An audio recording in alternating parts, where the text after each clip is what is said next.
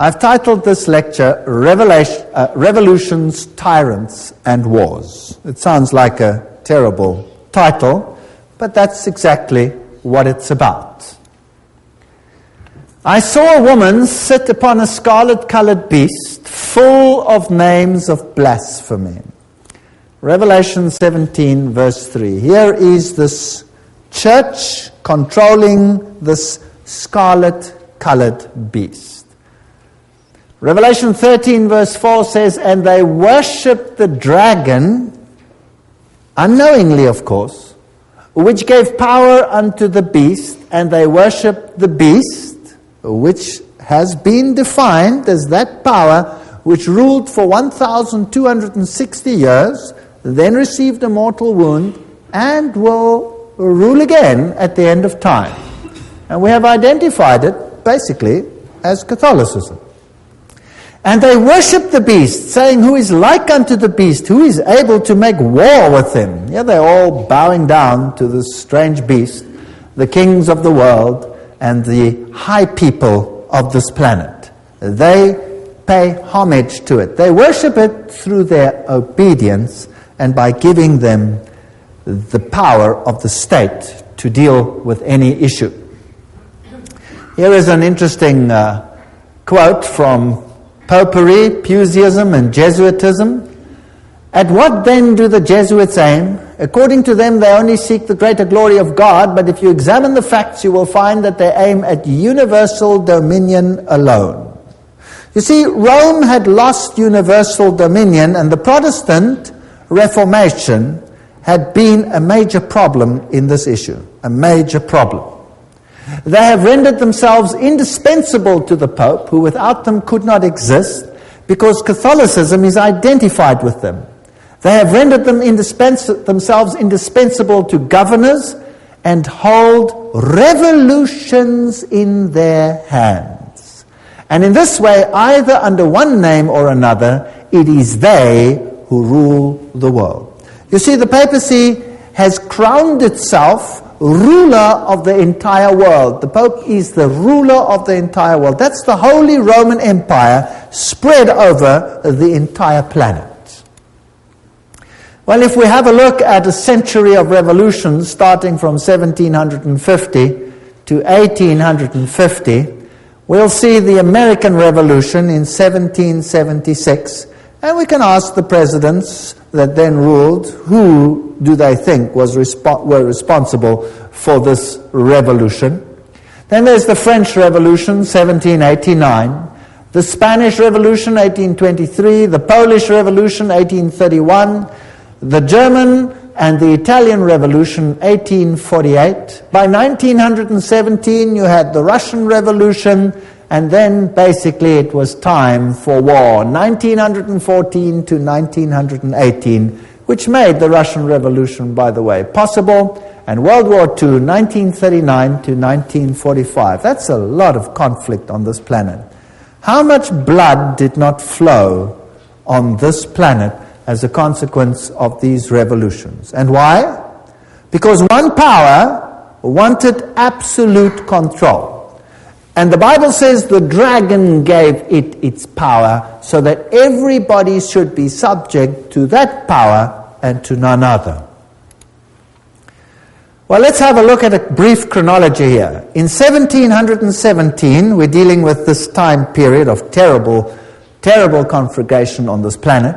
The Masonic Grand Lodge of England was founded. England was a thorn in the flesh. It was a Protestant nation. So a Masonic Grand Lodge is founded to infiltrate this power. 1721, the first Masonic Lodge was founded in France. 1731, Benjamin Franklin was initiated as a Freemason. 1738, the Roman Catholic Church condemns Freemasonry. Now that's a brilliant move. That's called dialectic thinking. You create an organization, you ban it, your insiders belong to the organization, but the outsiders see that you have distantiated yourself. It can't be your fault. You see how clever that is? Whereas at the Vatican, all the lodges remained and all the cardinals were members, but not the Goyim. It was to be a Protestant army under the control of the Jesuit order, and we did an entire lecture on that, and you can get it, the one on who's behind the secret societies. By 1758, Sir Francis Dashwood founded the Hellfire Club. Benjamin Franklin visits England to discuss the future of American colonies with Dashwood. 1768, foundation of the rite of strict observance. That's the 33-degree level of Freemasonry by Baron von Hunt, based on the Templar tradition. So that's an interesting point. And then Frederick of Prussia, Frederick the Great, I don't know what was so great about him, but nevertheless, founded the Order of the Architects of Africa and uses the title Illuminati to describe his neo-Masonic lodges. So that's just a brief history as we're going along. 1770, Benjamin Franklin was elected Grand Master of the Nine Sister Lodge in Paris. 1771, Grand Orient Masonry was founded in France. 1776, Order of the Perfectibilists, or Illuminati, was founded. Notice they call themselves perfect. The American Revolution starts. So by 1776, they had put everything in place. 1778, Peter I founded the Secret Circle. 1785, Grand Masonic Congress allegedly plotted the French Revolution. The Illuminati was banned in Bavaria, or went underground there. 1789, French Revolution. 1784, Illuminist conspiracy to overthrow the Habsburg monarchs of the Holy Roman Empire. So the monarchies must go. The monarchies were often opposed to Jesuit rule, and they banned the Jesuits. Well, it was payback time. Nobody bans the power of the Roman Catholic Church. In 1816, John Adams wrote to President Jefferson, "Shall we not have regular swarms of them here in as many disguises as only a king of the gypsies can assume, dressed as painters, publishers, writers, and schoolmasters? If ever there was a body of men who merited eternal damnation on earth and in hell, it is this society of Loyolas." They didn't mince words in those days, eh? Wow.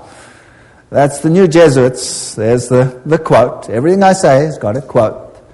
Now, many writers warned of this great conspiracy of the Jesuits. Samuel Morse, remember, the founder or the inventor of the Morse code, wrote, "The author undertakes to show that a conspiracy against the liberties of this republic, the United States, is now in full action.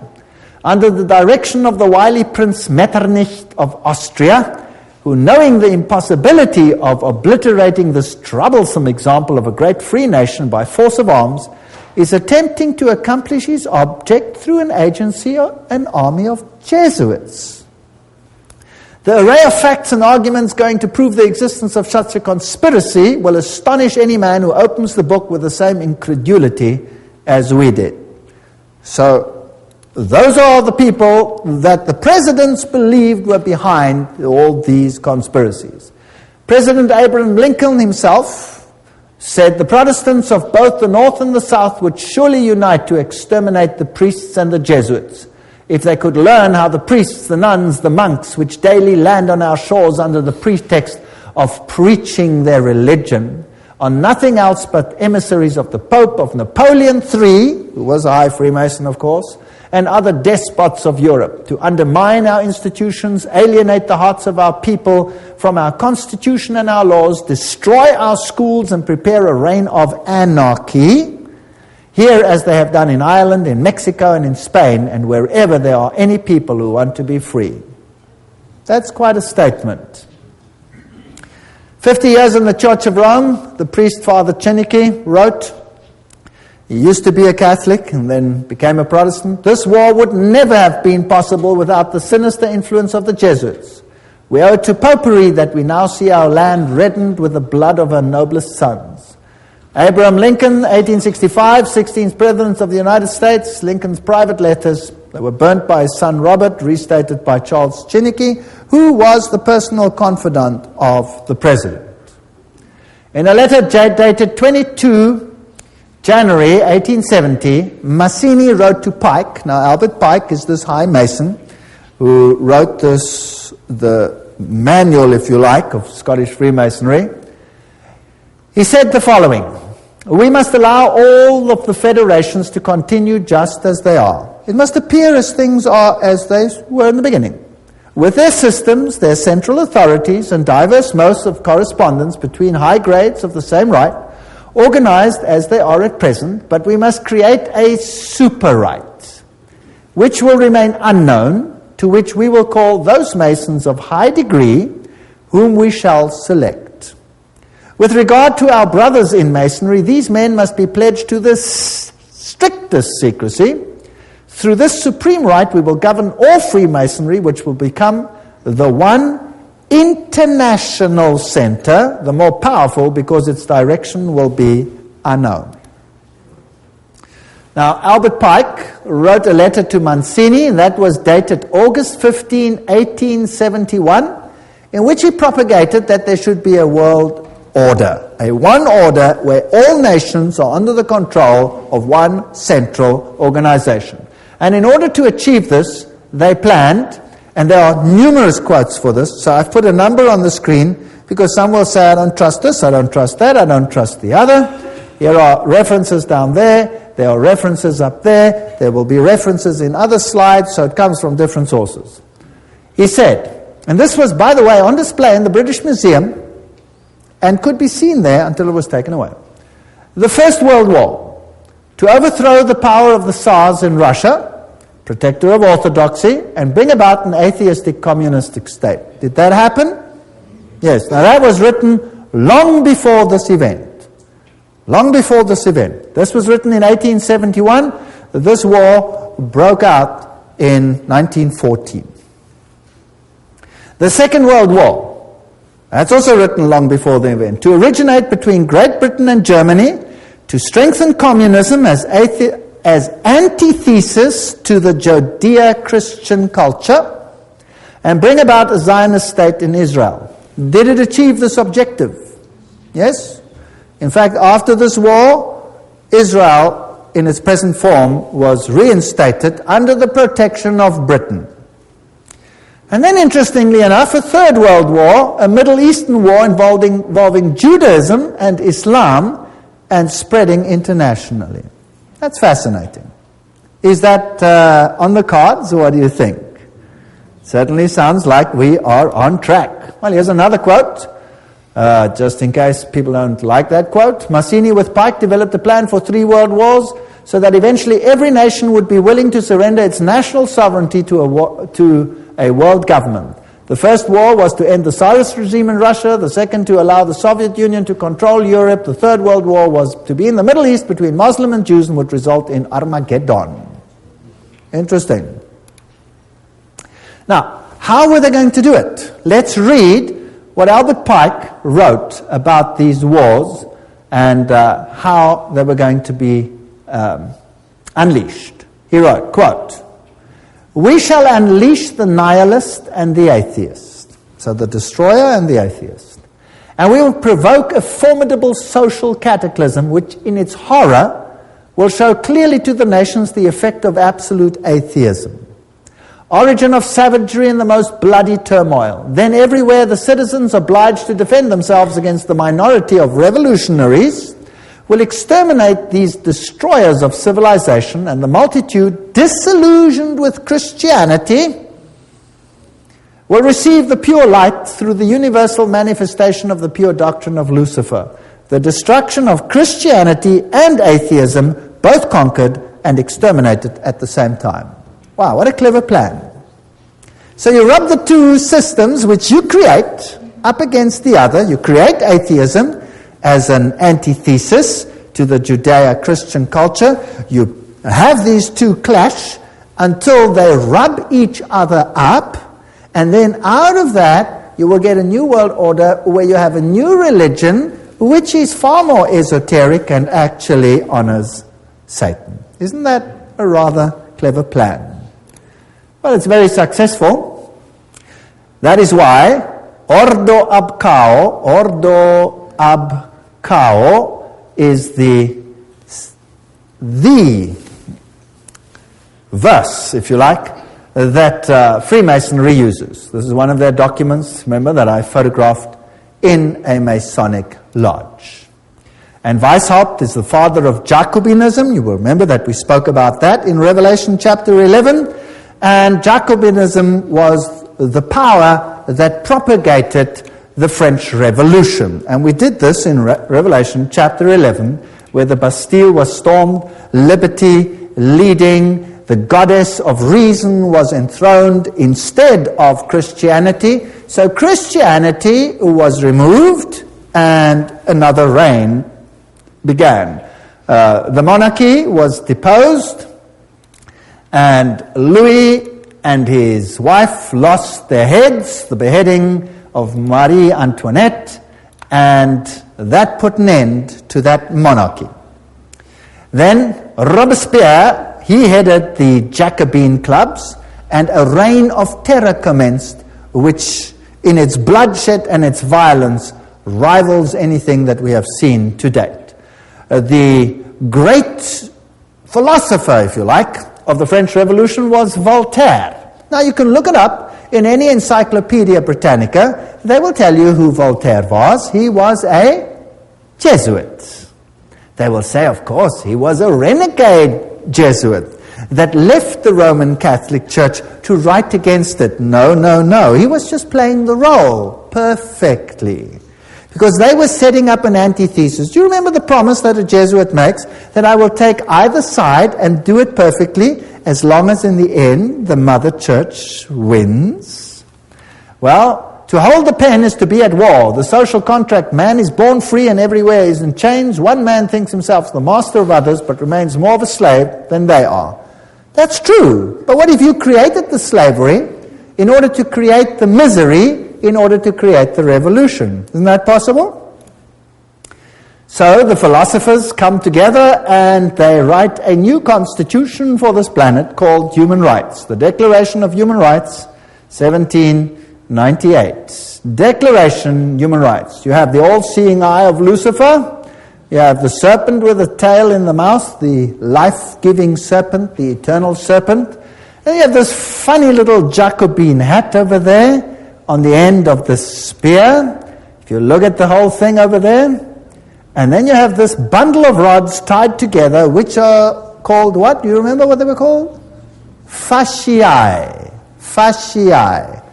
Bundle of rods tied together. And on top of the fasciae, you have this funny little hat, which was the Jacobin hat. And that's what it looked like. There's a better representation of, also known as the Phrygian cap, once worn in ancient Rome by emancipated slaves as a mark of their freedom, and adopted in the Revolution as the red cap of liberty. Well, that's what they tell you. That's for the Goyim. Let me tell you what it really is. There it is. This is the god Mitra. And there he is slaughtering the bull. And he's using a dog, a snake, and a scorpion, which has got hold of the more delicate parts of this bull, and he's destroying him with unclean animals. This is a war against Christ. Now let's have a look on the side. What does his hat look like? It's the Phrygian hat. So this is Mithraism. And Catholicism is Mithraism. Mithraism was the religion of Persia, it was the religion of Rome, and it is the religion of the Roman Catholic Church. There are 7 grades in Mithraism. The highest grade is called Father. And then you got a congregation. Now, who in the Catholic Church has a congregation and is called Father? The priest, right? And he could be a member of various groups, and so can Catholic priests. They can be whatever. They can be Jesuits, they can be Franciscans, they can be Dominicans, they can be members of various other orders as well. So Cyrus the Great was the first one to bring out the Human Rights Charter. Now the mortal wound, as we had discussed it in Revelation chapter 11, just to refresh your memory, 21 February 1798, Pope Pius is dethroned by Napoleon. His ring was torn from his finger and he died in exile. Now think about this. If Napoleon was a Freemason, then he was under control of whom? Of the Jesuit order. So who sent Napoleon to Rome to take the Pope captive? The Jesuit order. Why?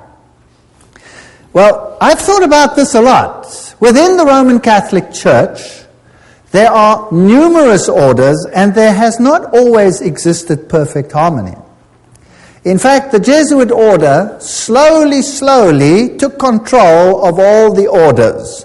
The Knights of Malta, for example, did not lightly give up their power seat, but are now subject to the Jesuits. The Dominicans were at loggerheads with the Jesuits. For example, the papacy took the Inquisition away from the Jesuits and gave it to the Dominicans, which created tremendous tension. And in the French Revolution, it was the Dominican order that was destroyed there, not the Jesuits. They controlled the issue. So there were some issues within the church itself that also had to be sorted out to get complete control of the situation. It was even so that at the Council of Trent, many a Roman Catholic stood up and said, the Word and the Word alone. Don't think that everything in the Catholic Church has always been negative towards the Word. No. And Martin Luther must have made an impact as well. And so there were many that weren't in line. So the church itself needed a purging. And then there was another problem. And this problem was this, that the Reformation had fingered Rome as the Antichrist. Now, if the Reformation fingers Rome as the Antichrist, any move that seems to emanate from Rome will be looked at with what? Suspicion. So why not destroy the papacy, apparently, and then resurrect it and at the same time purge it of everything that is contra, and then resurrect it as a final power in complete control of these organizations. Does that make any sense? That would be a neat trick. And then anything that happened thereafter with the weak little papacy over there would be disregarded. It cannot be from them. It must come from elsewhere. That is how secret societies work. They walk behind fronts, behind fronts, behind fronts. So let's see what happened. By 1804, Pius watches Napoleon crown himself emperor. Napoleon then takes the Vatican States, so Rome is diminishing. By 1848, Mazzini attacks Rome, and Pope is exiled, Papal States are gone. So this power is gone. The Protestants literally relaxed, basically. Dangerous thing to do. Berthier takes the Pope captive. Weishaupt and his fellow Jesuits cut off the income to the Vatican by launching and leading the French Revolution, by directing Napoleon's conquest of the Catholic Europe, and by eventually having Napoleon throw Pope Pius VII in jail at Avignon, until he agreed, note, as the price of his release, to re-establish the Jesuit order. It had been banned, even in the Catholic Church, imagine that. So it had worked underground. This Jesuit war, or maybe it had been banned purposefully to make it seem as if there was a war. You never know, because these people are superb liars. But this is history, this is what happened. This Jesuit war on the Vatican was terminated by the Congress of Vienna and by the secret 1822 Treaty of Verona. There's the quote. Everything I say has got a quote. I'm not making anything up. After Pope Pius was released from Napoleon's prison, he formally restored the Jesuit order with a papal bull. Now that is the strongest worded statement that a pope can bring forth. In 1814, and the Pope added in this bull, if any should again attempt to abolish it, the Society of Jesus, he would incur the indignation of Almighty God and of the holy apostles Peter and Paul. So this could have been a ruse, it could have been a game, what could have been real, whatever the situation is, we will never really know until the curtain is removed one day. But religious freedom for all. And revolutionaries take to the streets and do what they feel they have to do. Joseph Bonaparte, here he is, 1768, 1844, King of Spain, and he was Grand Master, Grand Orient in France. So here you have all the Masonic connections. This comes from the Masonic book, Masonic sources. Napoleon, himself a high Freemason, is now waging war in the whole of Europe, cleaning up the monarchies, and then he has a war with England. Now, who controls England by this stage? The Freemasons. So we have a battle of Waterloo, and these are the generals that fought on the two sides. Michel Ney and E. von Grouchy, they are on the side of Napoleon. High Freemason, Napoleon, High Freemason. On the other side, you have General Blücher. Those who are German will know a statement that goes, "Ran wie Blücher an der Katzbach," which means, General Blücher at the river Katzbach, he gave Napoleon blazes. High Freemason. And G. von Schnarrenhorst, High Freemason. They were all Freemasons. So this war, was it really a war, or was it a planned war? Now, who are the orchestrators of the First World War? Well, there he is, Kaiser Wilhelm I. What has he got on? This comes from a Masonic book. He's got his Masonic apron on. He's a High Freemason. That's what he was. Here is Kaiser Friedrich der Große. There he is, with his Freemason regalia from a Freemason book. They're proud that these kings were all Freemasons. So the whole war situation is being planned by Freemasons, who are being run by who? By the Jesuits. Now let's have a look at America quickly. Here is this grand building, the Capitol. There is the foundation stone, and it says, laid Masonically, September 17, 1932. Okay, so by that time, America was ruled by Freemasonry. Of course, the people are totally unaware. The institutions continue as before, but they are all being infiltrated. If you look at the architecture, the eagles, the symbolism, what you have is sun worship. You have Mithraism displayed here. The street plan of Washington is Masonic. You have the upside-down goat of Mendes in the street plan. Then you have the compass and the set square, and everything is in blocks of 13, and the Masonic temples are on the 13th Street, etc. The whole street plan of Washington is Masonically laid. So it's dedicated to Lucifer. Of course, the people are unaware of this. The White House is then built with this tremendous stela over there, the height of which is 555 feet. Not 666, that belongs to someone higher in Rome. This is 555. And isn't it interesting that 555 is the number that Hollywood uses? Have you ever heard when they say, what's the telephone number on any TV program or any one of those? Oh, it's 555, blah, blah, blah, blah, blah. Have you heard of that? It's dedicated to Hollywood. By the way, in Hollywood is the wood they use to make a witch's staff. So it's dedicated to Lucifer. It's witchcraft. But that's just besides the point. So here is the stela. Who laid these foundations? The Freemasons. So let's ask them what it means. Here is the Encyclopedia of Freemasonry. You're going to get a better source from that. Obelisks were originally erected in honor of the sun god. The connection comes from the Egyptian worship of the phallus. So there stands a male, whatever, in the White House. So we don't have to go. It's dedicated to Osiris and to Isis. And anyway, that is the structure over there. The military structure is a pentagon, which is the high center of the pentagram, into which, for example, 13 witches would step in order, 12 around one, in order to propagate a curse. So this is also a witchcraft structure. So it's just a building, but it has certain connotations.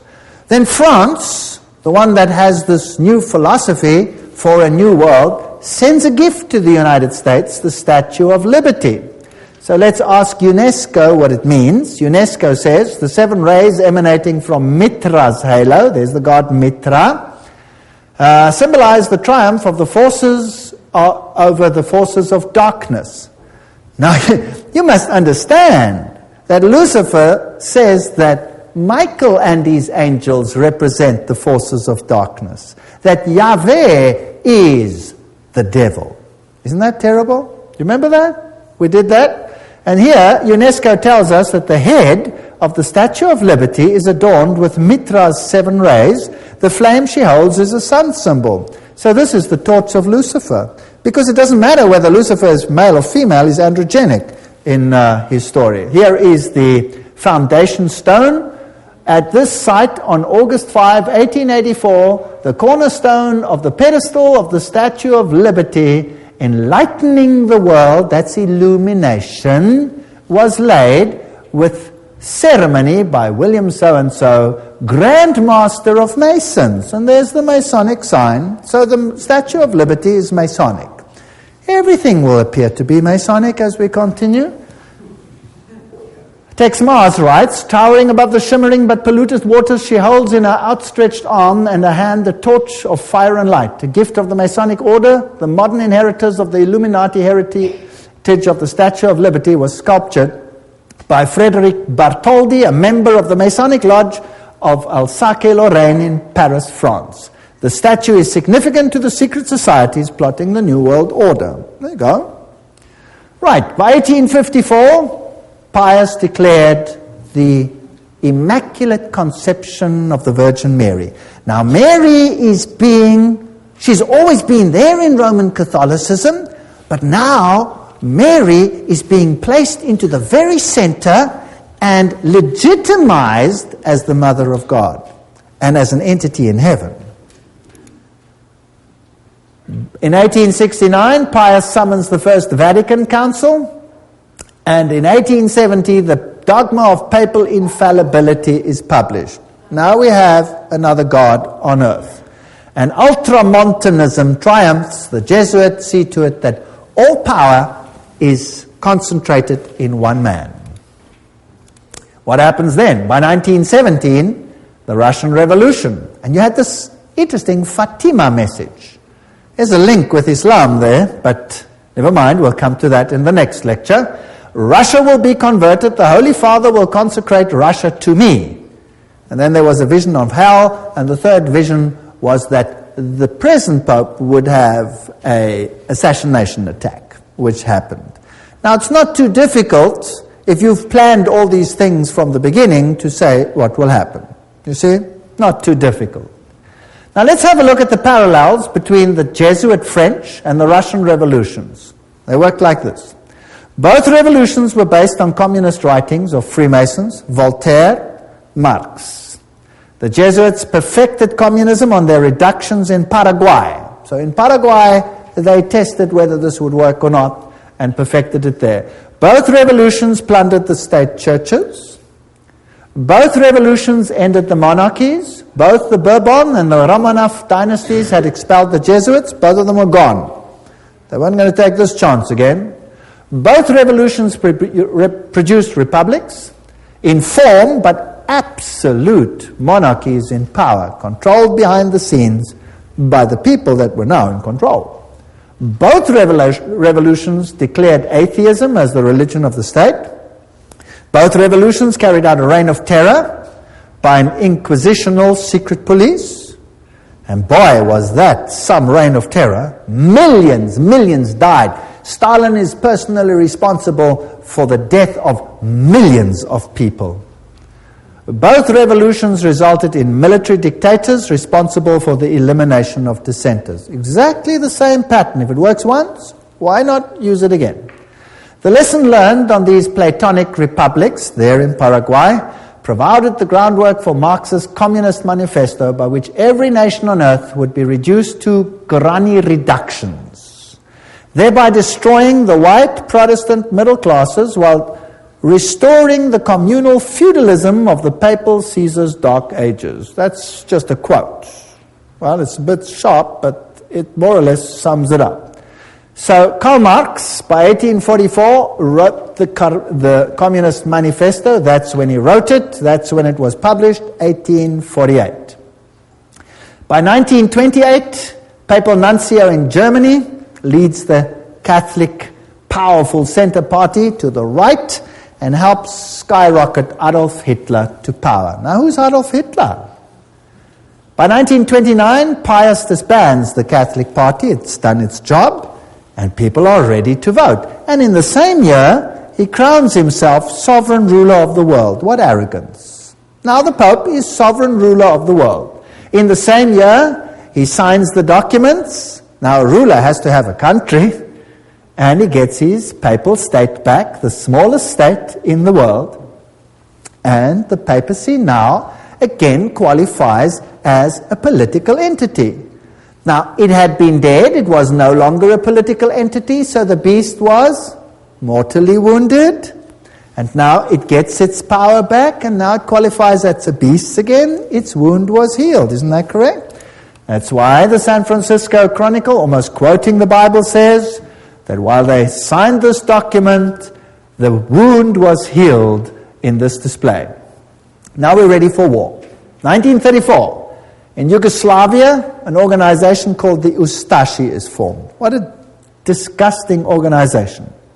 Founded, and they assassinate King Alexander of Yugoslavia. Now the Ustashi is a military organization with basically Nazi features, and they slaughtered the Serbs. They slaughtered the Orthodox people and forced them to become Catholic or to die, one of the two. And nothing is ever said about this tremendous slaughter that took place over here. 1941, Croatia declares itself independent, and the slaughter begins. This is the man who is now Pope, Cardinal Secretary of State, Eugenio Pacelli. There is his family, all of them Masonic connection, and of course, they have the Banco di Romano at their disposal with Rothschild money. This man, does he have Masonic features? Yes. Here he is at his election. His cell number was 13, a very important number in Freemasonry. There he is in the Masonic triangle stamp that they produced. There he is with the Masonic sign, just as Anthony Sayer had it, and something else. From then on, the papacy wore the ephod, the little plaque that was also worn by the priests of Israel. Now, let's ask Albert Mackey, a 33-degree Freemason, to quote to us what this means. He says,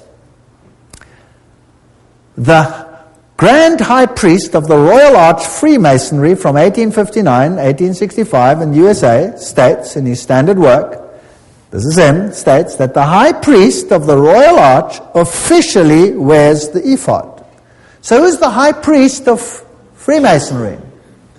And there is, the Pope.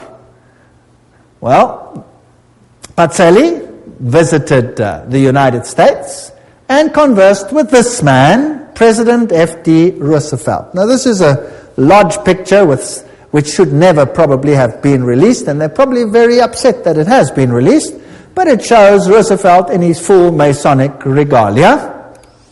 And there it shows him with his fez on his head, and he's receiving a Masonic handshake. Note the Masonic handshake. And interesting fez, we will come to that in the next lecture, what that all symbolizes, why they are wearing fezes. And he appoints Myron Taylor as special envoy to the Vatican.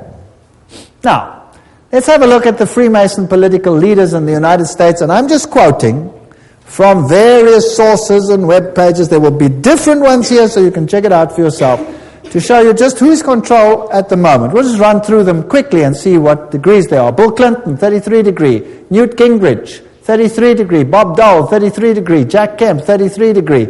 Storm Thurmond, 33 degree. Colin Powell, 33 degree. Jesse Helms, 33 degree. Barry Goldwater, 33 degree. Al Gore, probably 33 degree. Then another one over here, another one, James Monroe, Andrew Johnson, James Garfield, McKinley, Roosevelt, of course, William Taft, Franklin Roosevelt, Harding, Lyndon Johnson, Gerald Ford, Ronald Reagan, George Bush, all of them, Yitzhak Rabin, Yasser Arafat, Prince Philip, Duke of Kent, many others. Here's another source. Saddam Hussein, that's interesting, we'll have to come to him, 33 degree Freemason. Tony Blair, 33 degree. Gerhard Schroeder, Prime Minister of Germany, if you like, President, 33 degree. Benjamin Netanyahu, 33. Yasser Arafat, 33 degree. Ronald Reagan, Gorbachev, Helmut Kohl, Shimon Peres. Helmut Kohl is also a committee of 300. Francois Mitterrand, 33, was Grand Orient Lodge, of course. Yitzhak Rabin, Willy Brandt, all of these old ones were Freemasons. Some more. Joseph Stalin, he was Illuminati, he was a member of the Grand Orient Lodge. Leon Trotsky, Grand Orient Lodge. Kissinger is a member, committee of 300. J. Edgar Hoover, 33. Cecil John Rhodes, Aleister Crowley. Walt Disney was a 33-degree Freemason. Olive Palm, Al Gore, Tony Blair, Joseph Mengele. That's interesting. That's the mass murderer of the Nazis. He was Illuminati. Robert McNamara. You name it, they're all there. Billy Graham. Oops, sorry, let's move on.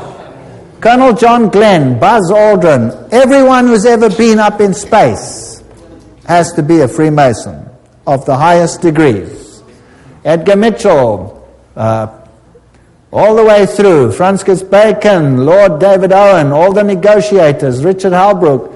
I'm just running through some of them. Alan Greenspan, Peter Wallenberger, Queen Elizabeth is the queen of the Bilderbergers.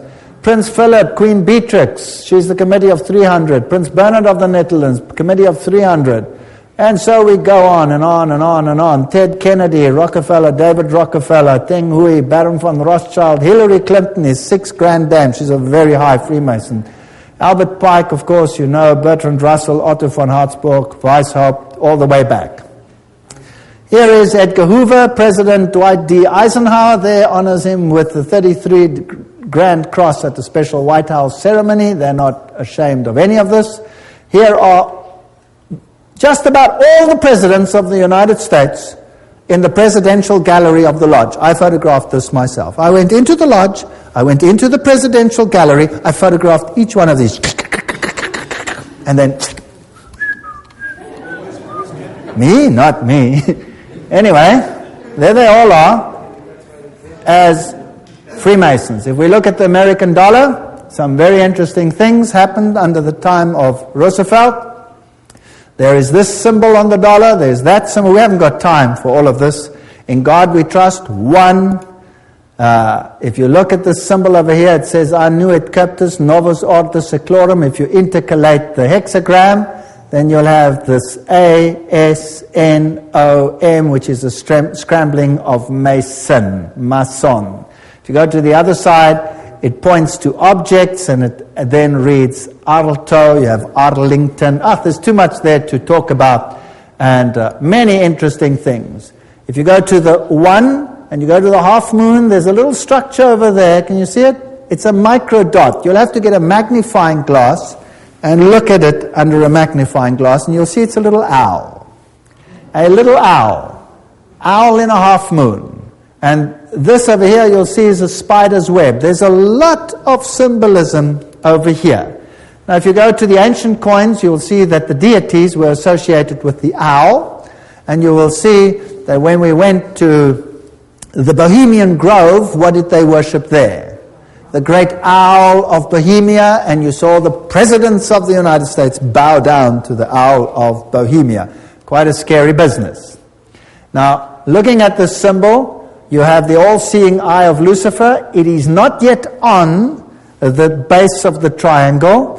When it is placed on, he will have his kingdom. But that is Lucifer, Annuit Coptus, he God, Novus Ordo Seclorum, new order of the ages. There are 13 levels over there. The bottom one is the date of the founding of the independence of the United States, but it is also the founding of the Illuminati. You have the spider's web, symbol of the new age. You have over here the band, the ribbon of Lucifer. You will see it over here in this Roman Catholic Church, where you have Anubis, the phoenix, symbol of Jupiter, the god Jupiter, and the skull and crossbones, and there you have the ribbon. You see it? Associated with Jupiter. That's on the flame. And all of these symbols tell us one interesting story. On the other side, you have this symbol. There are 9 feathers. There are 13 spears. There are 13 leaves. There are 13 pentagrams. shaped in the form of a hexagram. You have the eagle. You have this statement over here, a pluribus unum, out of many one. We're going to reunite all nations. So that's the symbolism of a new world order on the dollar. The world is going to be united under one central government, and that government is going to be in control of Lucifer, not Jesus Christ. Although Jesus Christ, of course, knows about it, permits it, and is ultimately in control. He tells us ahead of time that this is going to happen. And then the end of the story is that Jesus will reign on this planet.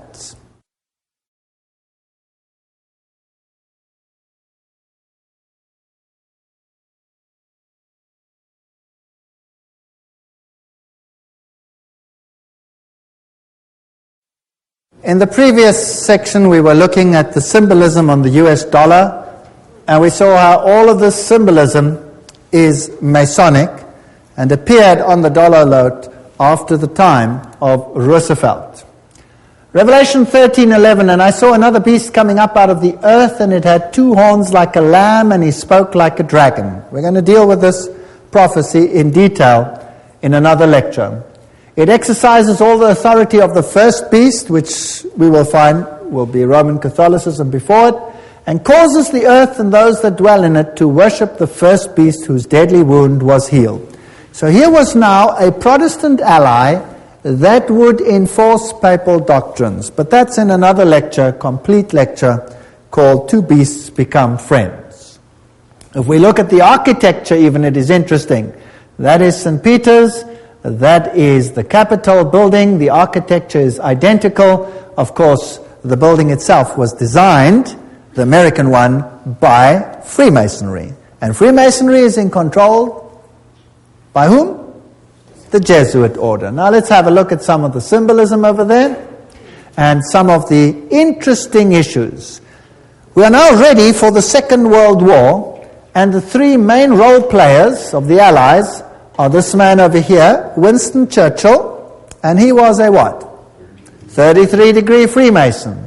We saw Roosevelt in his full Masonic regalia. He was a 32 or 33-degree Freemason. And then we have Stalin, who was, of course, Grand Orient member, so 33-degree Freemason. They're all on one side. Extract from a report by Ambassador Harriman in Moscow to the State Department, June 30, 1944. Stalin paid tribute to the assistance rendered by the United States to Soviet industry before and during the war. He said that about 2/3 of all the large industrial enterprises in the Soviet Union had been built with United States help or technical assistance. The other third had been Britain. So who built the USSR? Who built it? The West. The West financed it and built it. Here you can see Winston Churchill in his Drood Masonic Lodge with all his Drood fellows around him. So these are genuine facts. This isn't just conjecture. Do you remember Pearl Harbor?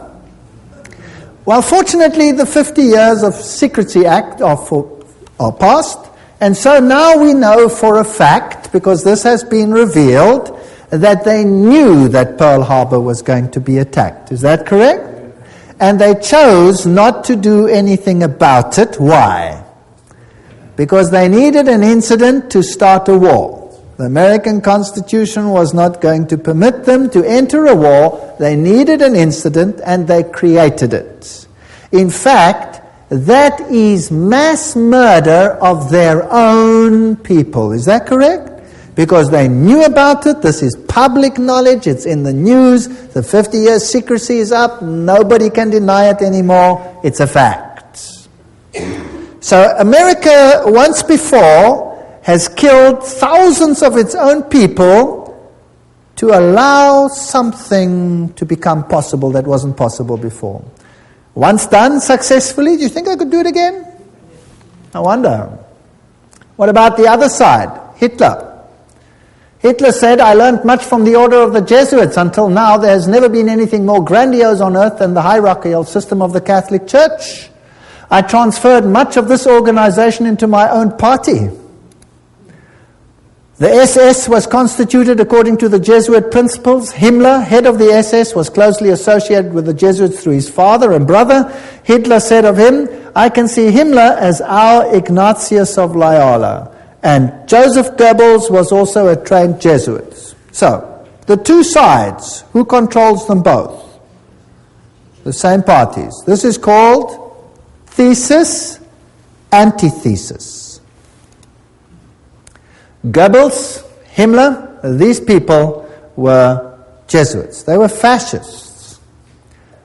Adolf Hitler, fascist, using the symbolism of the sun god. The Maltese cross, the symbols of the sun god. Here he is with Hindenburg himself, of course, a Freemason. This thing is all entirely planned. Gaining the youth on his side. One of the principal Catholic personalities to help Hitler to power was Franz von Papen. And Franz von Papen, of course, leader of the Catholic Party, helped to skyrocket Hitler to power. So the Catholic Church skyrocketed Hitler to power. And these are posed pictures. They have Masonic meaning, but we'll get to that later. The Reichsadler, chosen as the symbol, Masonic symbol. And the supposed happy alliance in the beginning, which then deteriorates. Here you see the salute with the Masonic activities associated with it. Here he is together with the church leaders. And here you can see the cardinals giving the Heil Hitler salute. So the church was very much involved with the Nazi movement. There is a bunch of cardinals giving the Heil Hitler salute. The Pope and the Führer, you will recall that even to this day there is tremendous anger about Pope Pius having now been declared on his way to sainthood because of his connection with the Nazi movement. Well, here is the new Reichsbischof Ludwig Müller, the Protestant one, who greets Adolf Hitler with a nice handshake. The previous one, the previous Protestant bishop, no longer lived because Adolf Hitler had him executed. So this one must have been a puppet on the religious side. So the Catholics and the Protestants next to each other. Now understand the war. Let's think about the war.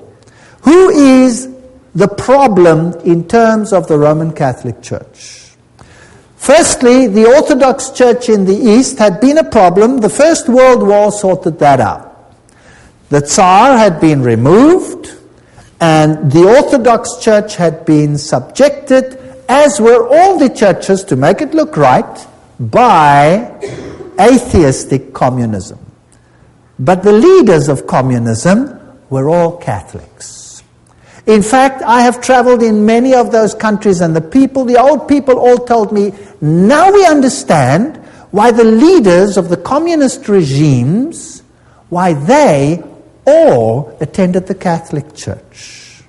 Why, if they were all atheists, were they such good Catholics?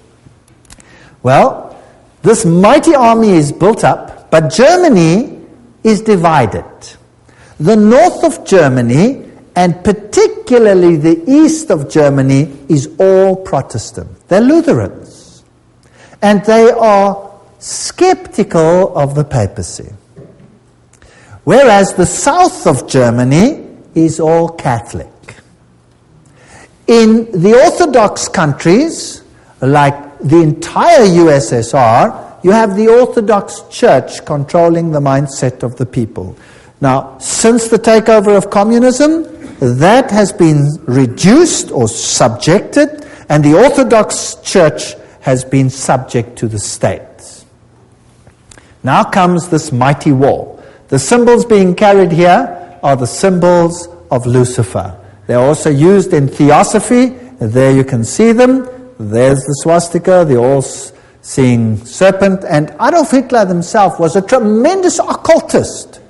Of course, as a Jesuit insider, he would be. But of course, his outer garb of religion was Catholicism.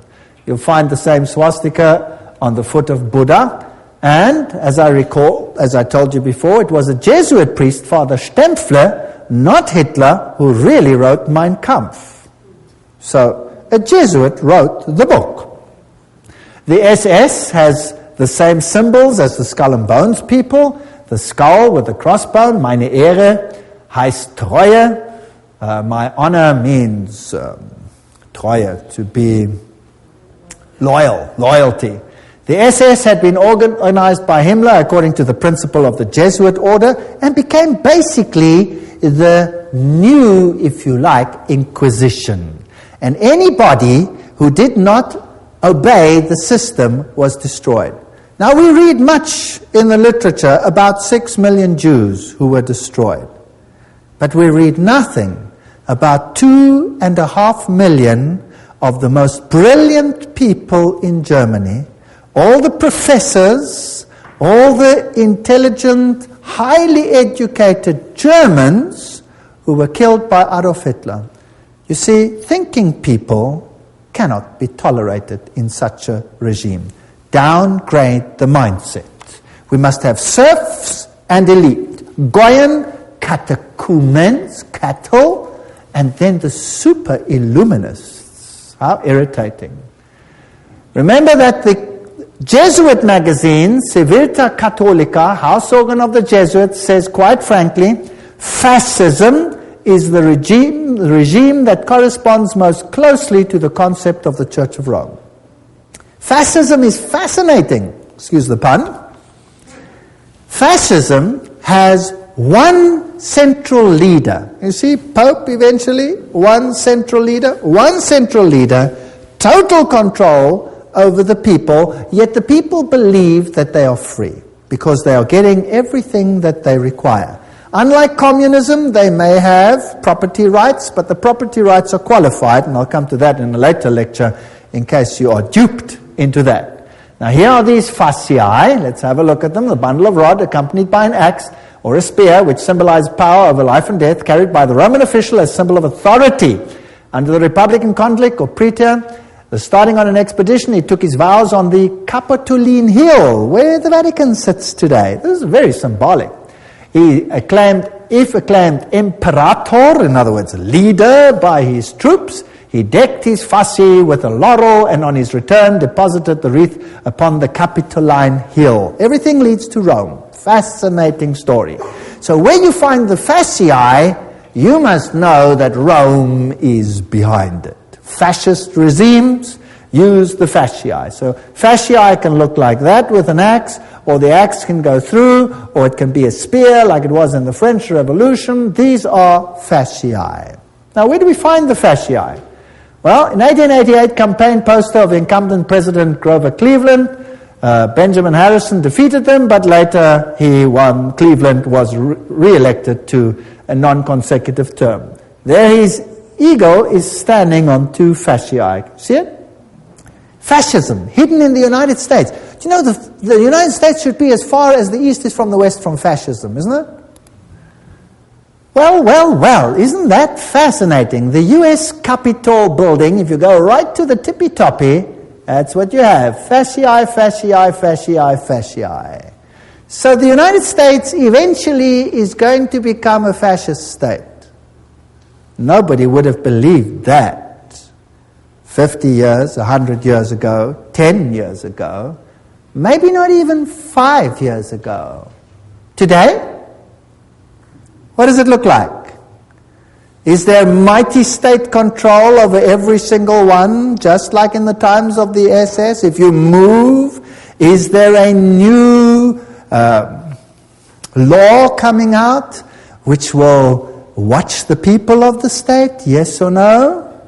Yes, Patriot Bill, have you heard of that? All kinds of interesting laws coming out. Now, what type of government is that? Interesting. There it is. Did you know that the fasciae here, fasciae behind the rostrum podium of the House of Representatives in Washington, D.C., note the back of the chair resembles a golden axe. There it is, the axe and the fasciae. So they knew this all along. They're just waiting for the opportunity, biding their time. Ancient Roman coins with a fasciae. Here is a fasciae on the back of a dime in America. with a flame there, fasciae on a US dollar, and presidents sitting next to fasciae is Washington. Even Abraham Lincoln sat on a fasciae chair. Here's the insignia of the National Guard. It has fasciae. There are fasciae in the Statue of Liberty. Let's read what Anthony Sutton, remember this man who wrote about Skull and Bones, educated at the University of London, Gottingen, California, research fellow, Hoover Institute. This is an important man. Let's see what he has to say. How the order creates war and revolution. Talking now about Skull and Bones, which is the Illuminati, which is the Jesuits behind the scenes, as we have seen. Operational history of the order can only be understood within the framework of Hegelian dialectic process. Hegel, the great man who said, always create two directions. Thesis, antithesis, rub them up against the other. Who cares how many people die in the process? Then you have synthesis. Then you get what you actually want. From this axiom it follows that controlled conflict can create a predetermined history. For example, when the Trilateral Commission to Subject managed conflict, etc. We read this quote before, so I'll just skip it.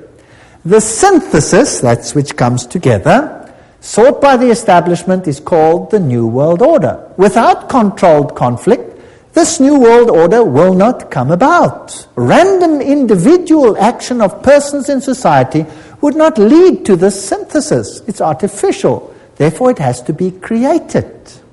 So you hear about a war here and a war there and a revolution here and a revolution there. Revolutions have to be financed. You never hear where the money comes from to finance them. Who finances the revolutions? Who runs them? You see?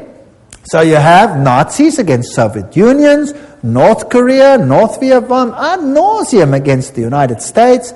The conflict built profits while pushing the world ever closer to a one-world government. Now, isn't it logical that that's what Satan wants? He wants a one-world government.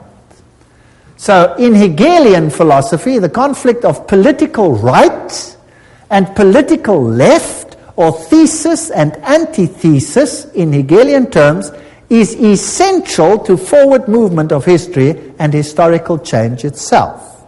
Have you noticed that every country has a left party and a right party? Have you heard about that? And your country has it too, otherwise there would be no point to vote, right?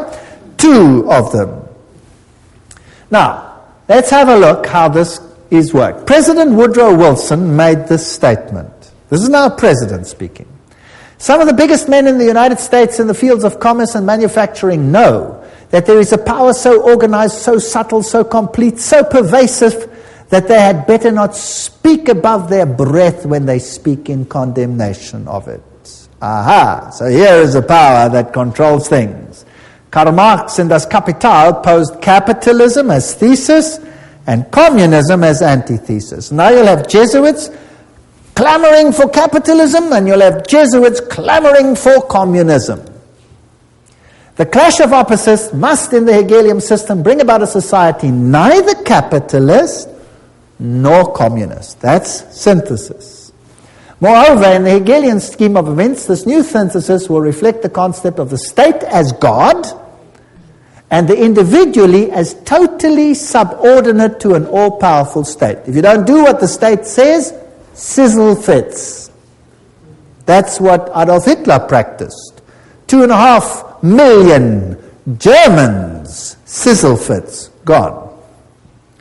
What then is the function of Parliament? Now take note, I'm not saying this, I'm reading it. I get criticized for this statement.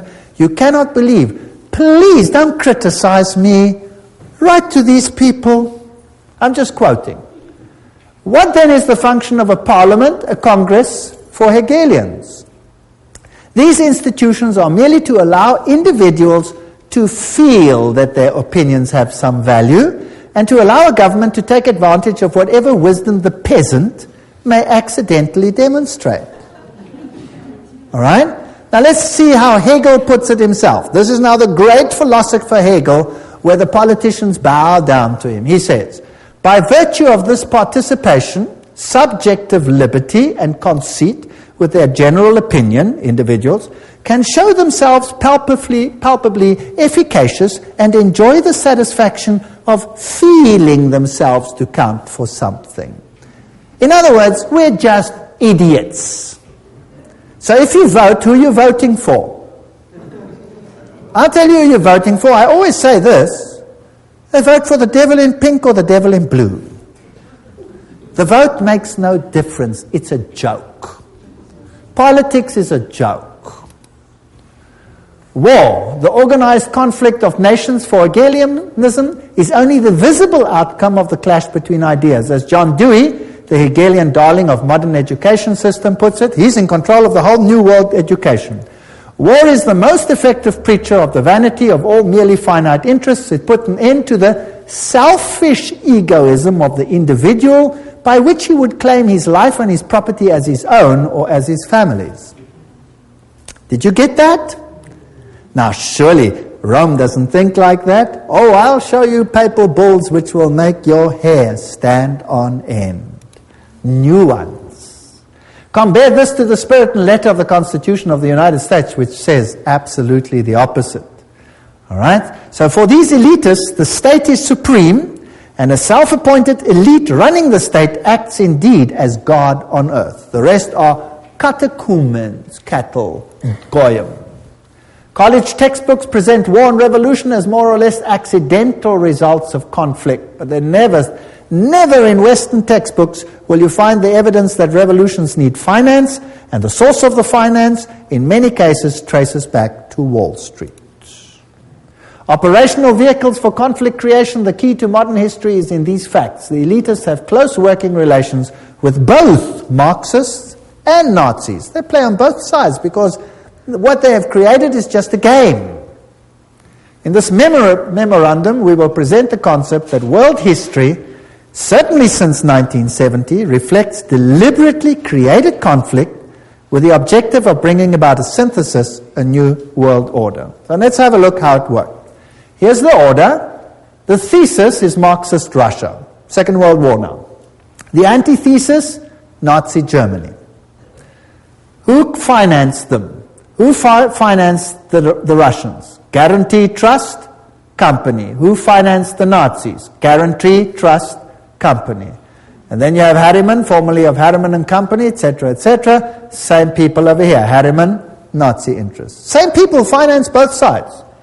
Then you have the Bolshevik Revolution, 1917 and 1933, Hitler's ascension to power, conflict between the two, tremendous profit, and the result, post-World War II, United Nations as the first step to a new world order. There you have it. Beautifully. Financed by the same sides. By 1948, the atomic race. By 1950, Mary receives pilgrim status. 1950, Francis Matthew calls for nuclear war with Russia, and they start arguing between the two of them. Notice how many were killed by Stalin. Among the 1,766,188 victims up to the beginning of 1922, figures obtained from the Soviet documents, nearly 5,000 were priests, teachers, nuns, etc. of the Greek church. As soon as the persecution extended to the millions of Lutheran, Reformed, Baptist, Methodist, and especially Mennonite Christians, the circulation of the Bible is not only strictly forbidden, but punishable by exile. So that's what Stalin did. Stalin killed millions. We hear of 6 million Jews. Well, think in terms of 30, 40, 50 million people when you think of Stalin. The greatest mass murderer this world has ever seen. And Foster Dulles, President Kennedy, what is the story there? Well, here is Kennedy, and he's married to this young lady, Jacqueline Kennedy, and they are setting up the United States for a tremendous conflict in the end, and every president has to play the game. Eventually, this president dies, and this one takes over, Lyndon Johnson. But did you know something interesting? A president has to swear on the Bible when he takes over. Did you know that Lyndon Johnson refused to swear on the Bible? What did he swear on? Lyndon Johnson is sworn in as president by Judge Sarah D. Hughes. Just an hour after the assassination, Judge Hughes brought a small Bible for the swearing-in ceremony, but it was substituted for a Roman Missal mass book. that was found on the plane. So he swears on a Roman missile, he refused to swear on the Bible. Doesn't that tell you something? Isn't that interesting? I find that very interesting. Now, why did that president have to go? He was a Roman Catholic after all. Is it possible that not all Roman Catholics are so easily duped? Here's the motorcade as it travels along. Here you have Mrs. Kennedy helps the Secret Service agent, Clint Hill, climb into the car at the back when the president was shot. And here are the roses she received. Very interesting. Here is Dallas, 11/22, on November 22, 1963. John Fitzgerald Kennedy, 35th President of the United States, visited Dallas. That's interesting. Also the number 11 over there. That's the building. Here's the building from which he was apparently assassinated, from that window, so they say. There it is, a little bit larger. And here's the plaque where they have written what happened over here. On November 22, the building gained the national notoriety when Lee Harvey Oswald, and somebody did the trouble to underline allegedly, shot and killed President John F. Kennedy. And most people don't believe that Lee Harvey Oswald shot the president. The president's car came down the street. That tree was not yet there and was apparently shot from that window over there. And it happened approximately where I'm standing relative to this picture. Now notice as he comes down here, he's traveling on this side of the road. And imagine hordes of people standing on either side. And here is a little uphill. And when you go further into the hall over here, there was a picket fence. And if you looked from the picket fence, you could look down onto the street. And apparently, when the shots were fired, over 100 people, including the police, didn't run this way, but ran up this embankment towards the picket fence. Now, why did they run to the front of the president and not from behind the president? Apparently, they say, Lee Harvey Oswald shot him from behind, and he was the only one who shot, and he shot from behind, and he hit him over here. A very, very fantastic shot, by the way, if it is so. It only has a little problem. The president's head didn't go forward, it went backwards. And it hit him here in the throat. And there was a small entry wound in the front and a huge one in the back. So from where was he hit? From the front or from the back? He was hit from the front. Not only that, there were shots from other places along the side, and there was an intercalation which all hit the president. There is even evidence that the driver himself, who happened to be left-handed, rotated and shot the president himself with a pistol as well. He had multiple shots. Of the witnesses that ran towards the picket fence, over 100 of them, almost all of them, except for one or two ladies who were ridiculed, were assassinated themselves. Is that not strange? Wouldn't you think that was strange if all the witnesses died strangely? Well, this is one of the biggest cover-ups that probably ever occurred. Here's the picket fence. And when you're looking there, that's how it was. Someone behind the picket fence would shoot. And this would be the view from the picket fence. I'm now pretending to be there. I took these pictures myself. And the cross would be there. So he would shoot the president at this short distance and hit him from the side front. Now it's interesting that the president's head jerked to his back and to his left. Bah! Like that. That means that he must have been shot from the front side, right? Isn't that logical? All right. Now, am I saying this, or is this public knowledge? This is public knowledge. And yet it is denied by government because they have one culprit, Lee Harvey Oswald. There's the place where he died, straight shot from the picket fence. Now, let's have a look how J.F. Kennedy died. And let's look at the television production of this issue, and then you make your own opinion. If we can have the sound on.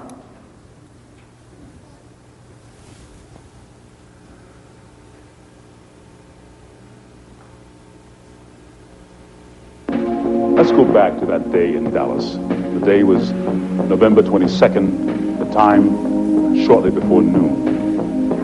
At first the crowds were thick, but as the motorcade approached Dealey Plaza, it was here that the motorcade violated the Secret Service's own rules. As the car turned, it slowed from 40 miles an hour to 7. It was precisely then that gunshots blasted out. For 6 seconds, the occupants of Kennedy's car were struck by bullets. Kennedy grasped for his throat.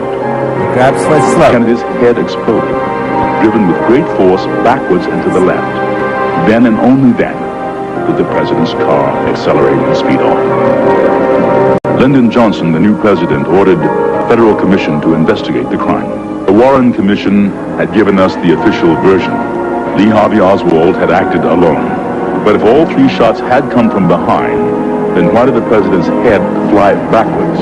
Why did so many people, including policemen, run not towards the book depository where Oswald was, but towards the picket fence? If the Warren Commission was right, why did so many witnesses claim to see something completely different from the official report? As many as 177 people died simply for knowing too much.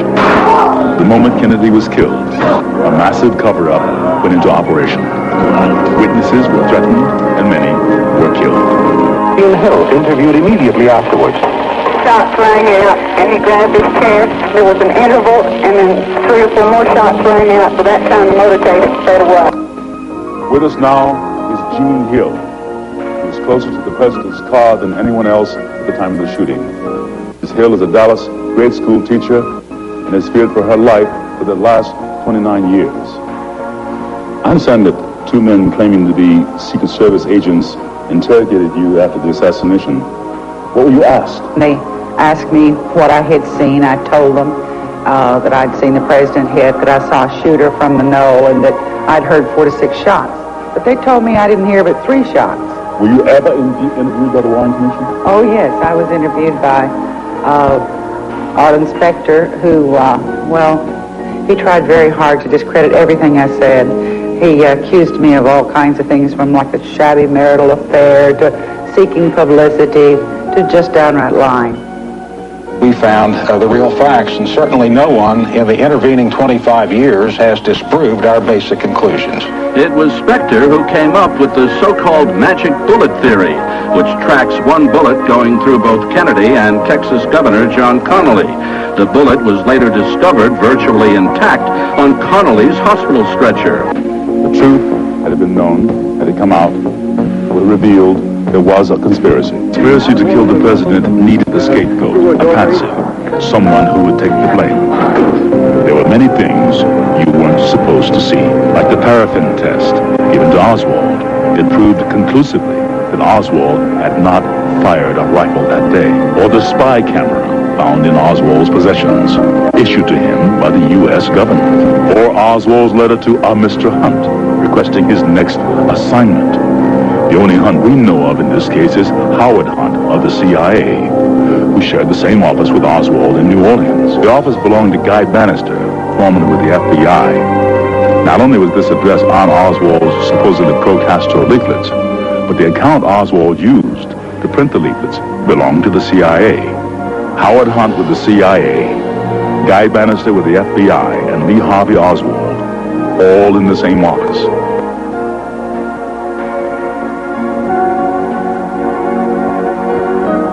Kennedy's motorcade was arranged to make 2 turns, taking him directly into a triangulation. The first shot came from the picket fence. It hit Kennedy in the throat. The second shot came from the Dow Tex building, next to the book depository. It entered Kennedy's back. The third shot came from the southwest corner of the book depository, 7th floor. It hit Connally. The fourth shot came from the Dow Tex. It narrowly missed, hit the curb, wounding a bystander. The 5th and 6th shots were fired almost simultaneously, from the depository and from the picket fence. Both hit Kennedy in the head, one from above, moving him forward. Then, an instant later, one from the front, tossing him back.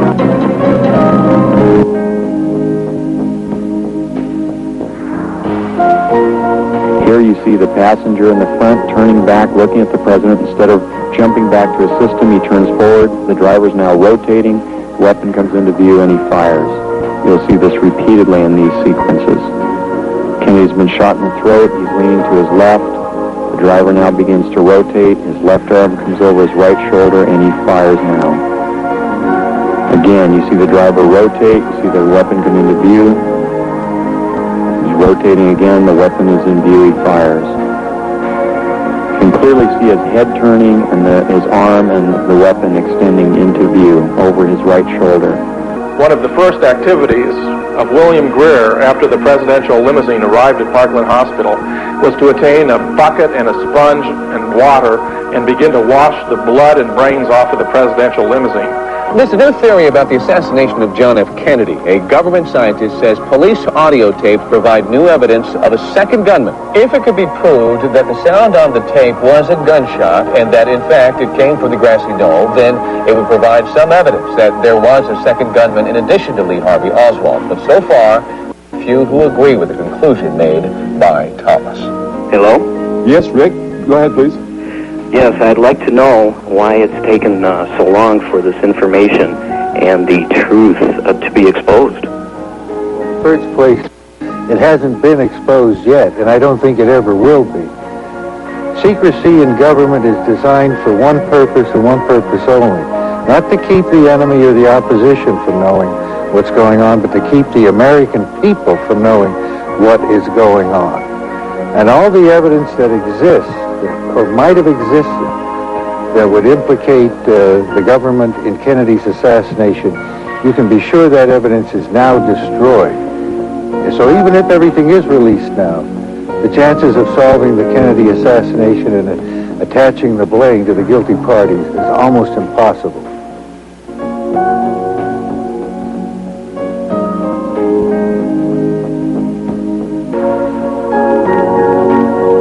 Kennedy was changing the status quo. He decided he could no longer trust the CIA. He was transferring covert operations directly to the Joint Chiefs of Staff. Shortly after that, he fired Allen Dulles, who had been the Director of Central Intelligence since 1953. Kennedy continued to make enemies as he pulled back from world confrontation. He ordered U.S. troops out of Vietnam. This was an incident that took place. Well, you saw that driver rotate, if you could see it. It was very difficult. You could see his head go back. You could see all these things. Vatican Assassin says, but after the failure of the Bay of Pigs invasion, President Kennedy changed due to his betrayal by the Jesuit Council of Foreign Relations in the person of McGeorge Bundy. He sought to break the CIA into 1,000 pieces. Now, the CIA would be like the SS. Why break that? Then he called for a return to America's currency to the gold standard. That was a major problem that would stop the Federal Reserve. And another thing that he said, I will separate church and state. I think that was a big mistake that he made in the eyes of the Jesuits. Remember that Loyola said, finally let all with such artfulness gain the ascendant over princes, noblemen, and magistrates of every place, that they may be ready at our beck even to sacrifice their nearest relations and most intimate friends when we say it is for our interest and advantage. That's fascinating. We know, of course, that Jacqueline Kennedy was raised in a Jesuit convent, but let's leave it there.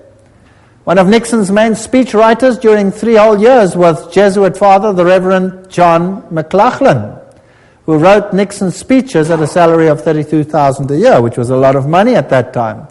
And the next president, one of the next ones, Gerald Ford, there's his own signature, 33-degree Freemason. I took this picture myself in the Masonic Lodge. There he signs it, 33-degree Freemason. These people are not who they say they are.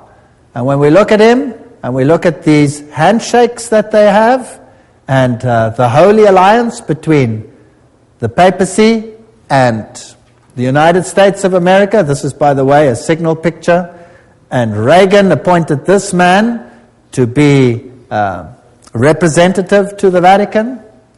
So by 1987, Pope John Paul visits the United States. President Reagan meets him and he says, As you exhort us, we will listen. This is not separation of church and state. For with all our hearts we yearn to make this good land better still. The Pope is quoted as saying, I come as a friend of America and of all Americans, Catholics, Orthodox, Jews, all men of goodwill. Well, interesting. Here he is together. This, by the way, also a Masonic signal picture, but we won't go into the details. That's also a Masonic signal picture. We won't go into those details. How do they plan their trips? Let's ask them. Here's Ronald Reagan planning his trip to this president of Russia. And then in September, Gorbachev proposed a pre-summit meeting in Reykjavik, Iceland. Washington agreed. The astrologer fixed the time and the date of departure, and at 9:45 on October the 9th, Reagan flew to Reykjavik. For instance, if you have very bad Saturn, you should cultivate Jupiter so that... Wow. He's now acting like Nebuchadnezzar. Let's call the astrologers to tell us when this meeting should take place. You know, the 11th is a very important date. Presidents die on it. Buildings collapse on it. It's very interesting. My Pope, Pope Paul II, I confirm for you as the Pope of my secret, the Pope about whom I spoke to the children during the apparitions, the Pope of my love and my sorrow. This is what Mary apparently said to the children at Fatima. This is the Pope of the secret, or this is the Mary predicted that he would have an assassination, this Pope, and the modern channels through Father Gobi say that this is the Pope of the promise. Well, Malachi Martin, in The Keys of This Blood, this is a pontifical work, writes, clearly the new agenda, heaven's agenda, the grand design of God for a new world order had begun. And Pope John Paul would stride now in the arena of the Millennium Endgame as something more than a geopolitical giant of his age.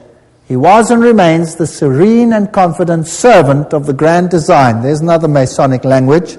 He's going to be the head honcho, the main man. All this bloodshed, all these wars. In Germany, what happened? What did the war do in Germany, the Second World War? In Germany, the north of Germany was devastated. It was firebombed, which was illegal according to all conventions. They threw firebombs on the north of Germany. Hamburg was gutted by firebombs. Now, firebombs don't just destroy military targets. What do they destroy? They burn human beings alive. So it was targeted to destroy the people. And then East Germany, the entire Protestant conclave was cut out and handed over to Soviet Russia for 2 generations of enforced atheism. Today there's no Protestant left anymore. Protestantism has been destroyed. The Orthodox Church has been subjugated. All of them are subject to Rome. Millions of Serbians died. Millions. It has been a slaughter in the last centuries such as this world has not seen. Why? To gain full control of the world. Here is Gerard Newkirk states, over the last 2 decades, in particular during the Reagan years and the last 2 with George W., the United States is looking less like a democracy and more like a highly evolved fascist creature. Isn't that interesting? I'm not saying this, I'm just reading it. Devoid of the idiosyncrasies and shortcomings of its progenitors where they practiced this, this form of fascism has a propaganda machine that is arguably the most efficient the world has ever seen. We are in an interesting time frame. And here you see George Bush with the Pope. Here you see the Prime Minister of England with the Pope. All these 1,000 points of light. 33-degree Freemason, skull and bones member, Illuminatist. 33-degree Freemason with the Pope. And now let's have a look at this picture. Here is President George W. Bush with the Pope under the picture of Ignatius Loyola. Who's going to be the great spiritual leader of the new world order? Please note this picture. The Pope sits on the altar of Chorazim. This is when he visited Jerusalem and Israel recently. Israel. The backdrop depicts Christ with an open book that reads, "Love your enemies, I will come soon." What else do you see on his throne? An upside-down cross. There's the Pope too with an upside-down cross. Symbol of Lucifer's victory over Jesus. This is a sad state of affairs, and we looked at the teachings of Illuminism, we looked at the teachings of the Masonic Order, of the secret societies, and we saw that Lucifer was their god. They said so themselves. And what do we have to do? Come out of her, my people, that you not be partakers of her sins. I believe that we are on the threshold of history. I believe that the final events are unfolding. And I believe that we need have no fear, because God said that He would give them the opportunity to show their true colors. The final apostasy against God will end in the greatest victory the universe has ever seen, and the kingdom of God will soon be ushered in. If you thought that this was long in the future, I have news for you. It is at the door. Jesus is coming soon. Thank you.